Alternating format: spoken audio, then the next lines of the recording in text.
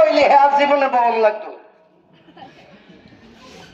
এই হওয়াতে জীবন কাটাই কি তো উন্নতি তো জীবন ভর দেখছেন, এরপরেও কি আমনে আর কারণে ভোট দেওয়ান লাগবো?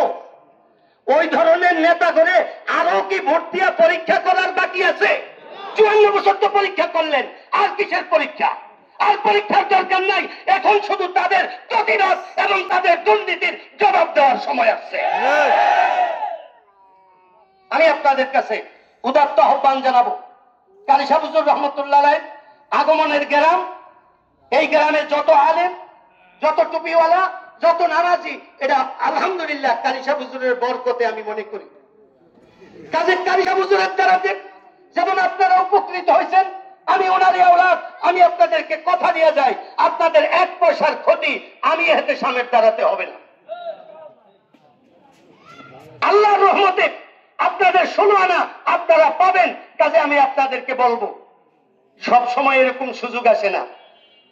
জীবনভর দান করছেন, এবার যদি দান না আসে, আচ্ছা, জীবনভর নৌকা করছেন, এবার যদি নৌকাও না থাকে, জীবনভর লাঙ্গল করছেন, এবার যদি হেডাও না থাকে, জীবনভর কুড়াল করছেন, যদি হেডাও না থাকে, এরপরেও যদি ইসলামী মার্কায় ভোট চায়, আবার কোন এই সমস্যা, তাইলে আমনে করে ফেরেশতা দিয়া ফিরেইলেও কাম হবে না। এত সুযোগ থাকার পরেও ইসলামী দল হাত পাখা যদি কামিয়াব না হয়, এটা আমাদের চরম ব্যর্থতা। আর 54 বছর কাদেরকে ভোট দিছি? সব মইসাইলের উত্তর আর মইসাইলের দক্ষিণের লোকে করে তারা বলছে আমরা বলে নোয়াখাইলা। আমি আপনাদেরকে বলতে চাই, আমরা দক্ষিণের মানুষ একত্রিত হন, আমরা দক্ষিণ থেকে একজন এমপি হব। আমরা এই বৈষম্য চান্দিনাতে রাখবো না। আমাদের কাছে দক্ষিণ যেমন, উত্তরও তেমন।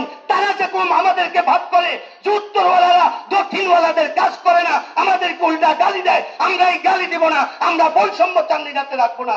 দক্ষিণ, উত্তর, পূর্ব, পশ্চিম সব আমাদের কাছে সমান থাকবে ইনশাআল্লাহ। অনেক কথা বলার থাকে, আরো বহু জায়গায় আসবো। আর আমাকে বলে আমি নাকি আসি না। আমি প্রতিদিন আসি, আজকেও 3টা প্রোগ্রাম করলাম।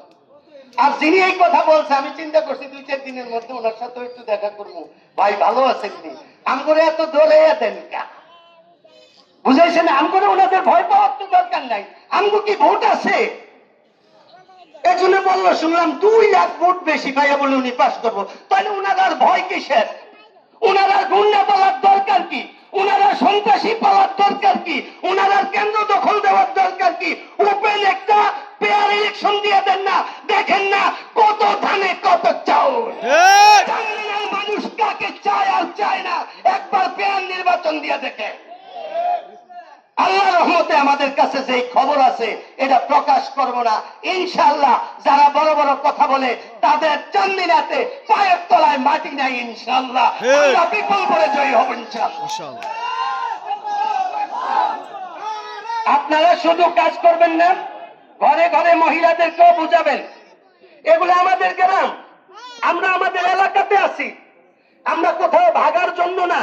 আমাদের মহল্লার অত্র এলাকার 2-4 জন মানুষ যেখানেই আছে, কোন ধরনের মানুষ আমাদের বিপক্ষে আছে এটা আপনারা কিন্তু জানেন না? জোয়াগে যান, 2-4, 8-10 জন মানুষ আমাদের বিপক্ষে আছে। এই 8-10 জন কোন মসজিদের ইমাম এটা আপনারা দেখলে বুঝবেন। বরপুরিতে 15-20 জন মানুষ আমাদের বিপক্ষে আছে, উনি কোন মসজিদের ইমাম, কোন মাদ্রাসার প্রধান শিক্ষক এটা আপনারা দেখলে বুঝবেন। বুঝাইছে না? এরকম জবাবপুরে যান, 20-25 জন মানুষ আমাদের বিপক্ষে, দেখেন তারা কোন মসজিদের ইমাম, কোন মাদ্রাসার শিক্ষক।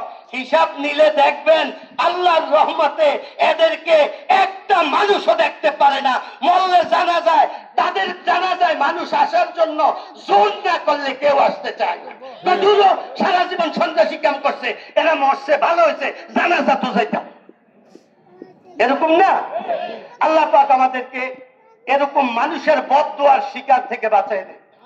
আমরা মানুষের খেদমত করতে পারি, ন্যায় ভাবে কাজ করতে পারি, অন্যায় থেকে বাঁচতে পারি। আল্লাহ সেই তৌফিক দান করুক।